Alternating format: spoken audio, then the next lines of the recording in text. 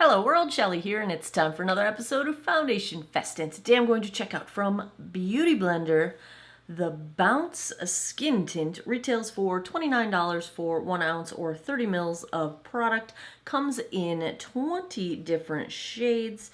Let's check out the product claims. It is a skin tint that hydrates with light medium buildable coverage and a natural radiant finish. Hyaluronic acid, niacinamide, willow bark extract to visibly smooth, brighten, and reduce the look of irritation, minimize the appearance of pores and blemishes, keep skin looking smooth and clear. Beta glucan soothes and restores skin. So it sounds like a skin tint. It sounds, that whole light to medium buildable coverage doesn't sound like a tint. That sounds more like a foundation. The only thing that concerns me about this one is that nowhere in the product description does it say this, but in those little icon callouts of the highlights that Sephora likes to do on their website, it says that it's best for combination skin. It doesn't say that anywhere else, so I don't know if that's accurate or not. We are going to find out. I've got shade Light 3, which is described as light skin with neutral, cool undertones. I used the shade finder to kind of figure out my shade. I'm guessing it's going to be a little too dark for me, but again, we will find out. Let's take a look at shade Light 3 swatched against a few others in my collection.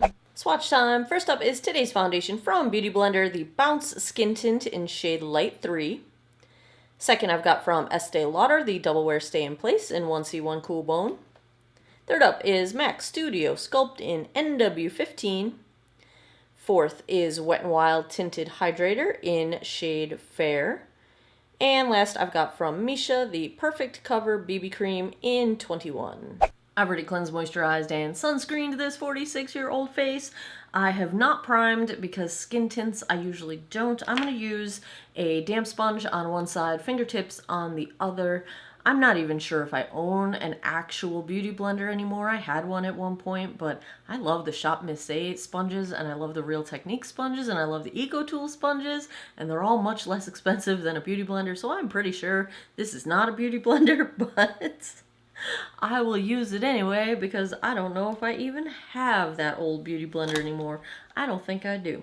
Let's take a look at the consistency of this one. We have a dropper applicator. And it might help if I pick some product up out of the bottle here. Pretty liquidy. I would call this sheer coverage with the sponge. I'm not sure if it blended out nicely or if it all soaked into the sponge. There's a lot of product in the sponge now, and I don't really see a lot of product on my face. So let's just switch to fingertips because that's not what I call medium coverage. That's not even light coverage. That's not any coverage. The shade of this is actually lighter than I anticipated, so it might actually work well for me. Well, that's good. Yeah, this has some coverage now, just a little bit more than if you use a sponge, which is ironic considering this is made by the sponge people. A little bit of redness correction. I would say this is still very light coverage, but looks really smooth on this side of my face. I'm gonna get a little bit more just so I can go in with the equivalent amount on this side. This has a really nice like serum sort of a texture to it as you apply. I like how this feels. It's got a little bit of substance to it. Like it feels hydrating. This one looks kind of nice. I would say light to light medium coverage because I can still see sunspots poking through. But let's zoom in and take a look at this one. It is looking surprisingly nice on my nose. I just call my nose out immediately because my nose is usually a hot mess. It's not clinging to the dry skin I have on my upper lip. You can really barely see that. I wish it had a little bit more coverage of the redness on my chin, but I think it's doing a nice job at slightly blurring pores. Some are still visible, but again, I didn't put a pore filling primer on, so you know, I could add that in to help it out a little bit, but they're slightly smoothed. Texture looks fantastically smoothed. I would say the textured side of my face barely even looks like it has any texture. It looks nice on my forehead, clinging a little bit around my eyebrows, but that really could just be all my baby hairs. I haven't paid much attention to my eyebrow grooming lately. I'm liking how this one is starting out. Let's give it a couple minutes, see if it's going to set down or if I need a little bit of powder. Let's check the time. It is 12:04. I'm gonna go put the rest of my face on. I'll be right back. Back with the Beauty Blender Bounce. I am really stoked about how this is looking. I did not have to set it with powder, which I always appreciate. And I took this up under my eyes as concealer. We will see if that ends up being a mistake because of that claim about the combo skin, but it just feels like such a hydrating formula, and I really like the texture, and it seemed like it was going to stay put, and it did. Nothing is settling into my lines. I have this one weird piece of hair that refuses to stay on this side, but it also doesn't want to be on this side. What do you do? What do you do? I'm pleased. I'm pleased. I'm tickled. I'm stoked. I'm liking it. On the rest of my face, I've been having another moment with my True Match Lumi bronzer. I've got Clarins Jolie Blush in Cheeky Baby, Natasha Denona Super Glow as my highlight. My eyeballs are the very fingerprint covered Natasha Denona Retro palette. I love this palette, you guys. What else is new? Wayne Goss mascara, and my lip, because all my Clarins oils are in my bedroom because I keep them in my pocket and I wear them at work all day because I love them under masks. They're fantastic and they're hydrating.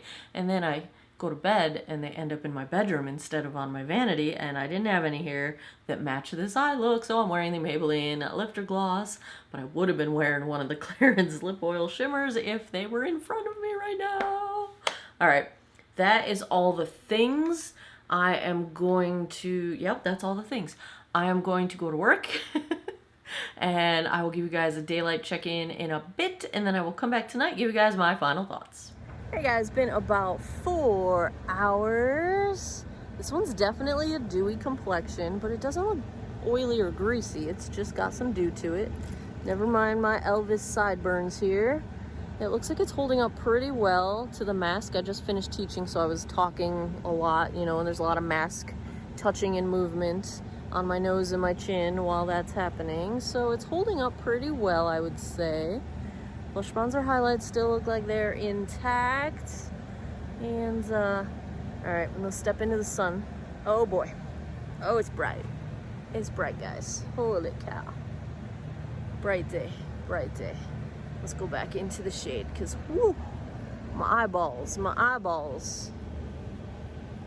I think we're holding up all right.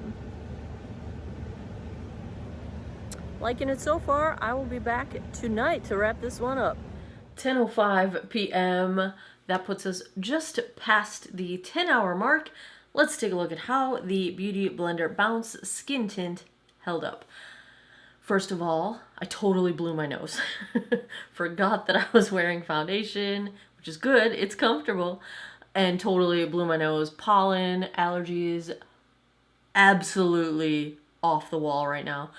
And so that happened, and I can barely tell that I blew my nose. Now I will say, I feel like the coverage has sort of vanished quite a bit. However, I think it is fading gracefully. Like, I don't see any product building up anywhere. It's not settling anywhere. It's not doing that thing where it just kind of like cakes up in little places and disappears everywhere else. Like, it's fading gracefully, I would say. The finish of this foundation at moments looks a little plasticky. You know, it's that kind of plasticky, dewy look, but it's not crossing the line. Like, I'm noticing it more in the evening, in lighting, indoor lighting, not natural lighting, than I did throughout the day. But I did think of it earlier on too.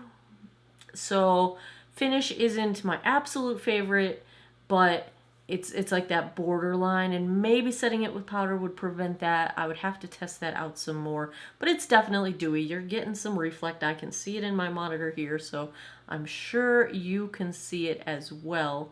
But super comfortable, very hydrating. That whole concern about it claiming to be for oily combo skin, nothing's drying me out, so you know I'm super prone to dehydration in my skin, and nothing seems to feel dry to me. I feel, in fact, very well hydrated, to the point where there's got to be some hydration provided or maintained by this in order for me to be this level of hydrated at the end of the day. So I have no concerns for dry skin at all. For maturing skin, I think it looks really nice on texture. It's not emphasizing it. It's not settling into lines. Really, we're just talking about coverage fading and a potential iffy situation with the finish. I wish it blurred pores just a little bit more, but we're looking pretty good. Let's zoom in and get a close-up at this one. Ignore the little redness on my chin. I was just touching my chin, so that is my fault. But you can kind of tell around my mouth there's very little product left. I did blow my nose, but you can barely tell that I did. And part of that's because I think product has faded away, but my blush, bronzer, highlight are still very well intact. I don't have any dryness under my eyes. Remember, I used this as concealer as well. Nothing settled into lines. Nothing got crepey. The texture between my eyebrows still looks fine. My forehead looks fine. My micro wrinkles aren't coming out. I don't really have any complaints in that sort of realm. So my complaints on this one are pretty minimal. Pretty minimal if I had to give a grade to the Beauty Blender Bounce Skin Tint. Whew. I have to go A. I was gonna go A minus, but I have to give it an A because really, I have really minor issues, and the finish isn't even really something that's graded. It's a personal preference. I'm gonna give it an A. I'm gonna give it like a mid A. It worked really well. I'm pretty pleased. There you have it. Another episode of Foundation Fest is in the books. If you enjoy foundation reviews, if you had fun with this one, give me a thumbs up down below. Please subscribe if you haven't already. I post new videos every Monday, Wednesday, Friday, 9 p.m. Eastern Time. And as always, thanks a lot for taking some time out of your day to geek out over makeup with me. I appreciate your time, and I hope you guys all have an awesome day or night wherever you are in the world.